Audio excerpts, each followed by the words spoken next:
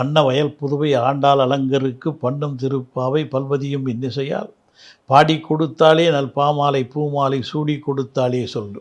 சூடி கொடுத்த சுடற்கொடியே துல்வாவாய் பாடி அருளவல்ல பல்கையால் நாடினீர் வேங்கடவர்க்கென்ன விதியிந்தா இம்மாற்றம் நாம் கடவா வண்ணமே நல்கு. பாண்டியன் கொண்டாட பட்டபிரான் வந்தான் என்று ஈண்டிய சங்கப்படுத்துவத வேண்டி வேதங்கள் ஓதி விருந்து கிடியறுத்தான் பாதங்கள் யாமுடையான் பெற்று. திருவாடிபுரத்தில் ஜெகத்துதித்தாள் வாழியே திருப்பாவை 30 செப்பினாள் வாழியே பெரியாழ்வார் பெற்றெடுத்த பெண்பிள்ளை வாழியே பெரும்புதூர் மாமுனிக்கு பின்னனால் வாழியே 143 உரைத்தாள் வாழியே உயரரங்க கண்ணி உகந்தளித்தாள் வாழியே மறுவாடும் திருவள்ளி வளநாடு வாழியே மண்புதுவி மலர்கொதை மலர்பாதங்கள் வாழியே. அடியார்கள் வாழ்க அரங்க நகர் வாழ்க சடகோபன் தன் தமிழ் நூல் வாழ்க கடல் சூழ்ந்த மண்ணுலகம் வாழ்க மணவாள மாமுனியே இன்னும் ஒரு நூற்றாண்டிலும். ஆண்டாள் திருவடிகளே சரணம். 14ஆம் பாடல். உங்கள் வீட்டு புடைக்கடை அல்லது புறக்கடையில் உள்ள தோட்டத்தில் தடாகத்தில் செங்கடு நீர் மலர்கள் மலர்ந்து ஆம்பல் மலர்கள் வாய் குவிந்தன. காவி பொடியில் தோய்ந்த கஷாய உடை தரித்தவர்களும் தாம்பூலம் தரியாமல் வெண்ணிறமான பற்களை உடையவர்களுமாகிய துறவிகள் தங்களுடைய கோயில்களில் சங்கு இடுவதற்காக போகிறார்கள். எங்களை முன்னமே வந்து எழுப்பும் பொருட்டு வாயால் சொல்லி செயலில் மறந்து போன நங்கையே பாடுவதற்கு எழுந்திரு, சொன்னபடி செய்தோம் இல்லையே என்ற நாணமும் இல்லாதவளே, இனிமையாக பேசவல்ல நாக்கு உடையவளே, சங்கு சக்கரங்களை தரித்து கொண்டிருக்கும் பெரிய கைகளை உடையவனும் தாமரை போன்ற திருக்கண்ணனை உடையவனுமான கண்ணபிரான், வாய் பேசும் நங்காய் வார்த்தை தவறிவிட்டாயே. கற்பூரம் நாருமோ கமலப்பூ நாருமோ திருப்பவள செவ்வாய்தான் தித்திக்குமோ மறுப்பு சிந்த மாதவன் தன் வாய் சுவையும் நாட்டமும் விருப்புற்று கேட்கின்றேன் சொல்லாழி வெண்சங்கே என்று. நாச்சியார் திருமொழியின் நளின பாவங்களை அனுபவித்து பயின்றிருக்கிறோம் நாம்.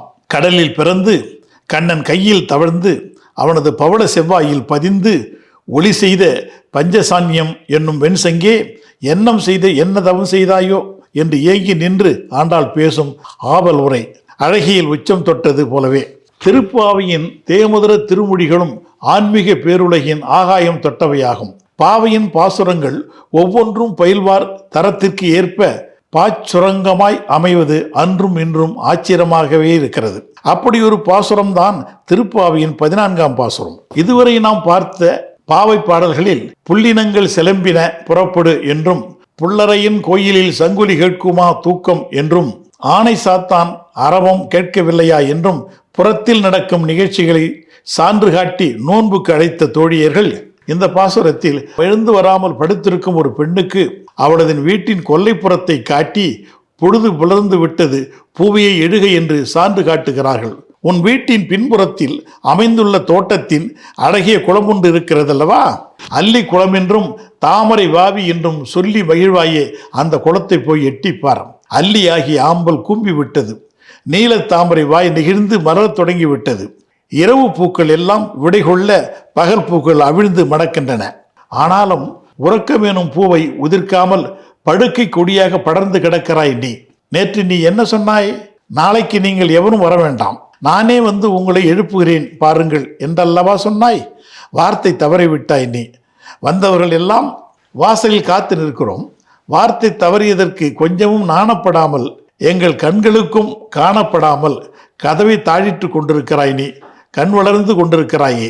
அதோ பார், காவி உடை தரித்த தவசிகள் எல்லாம் காலை படிப்புடுதில் காலார நடந்து முத்துப்பொல் வெளிக்காட்டி முகுந்தன் புகழ் கூட்டி சங்கு முழங்குவதற்காக தத்தம் கோயில்களுக்கு சித்தம் மகிழ போய்க் கொண்டிருக்கிறார்கள்.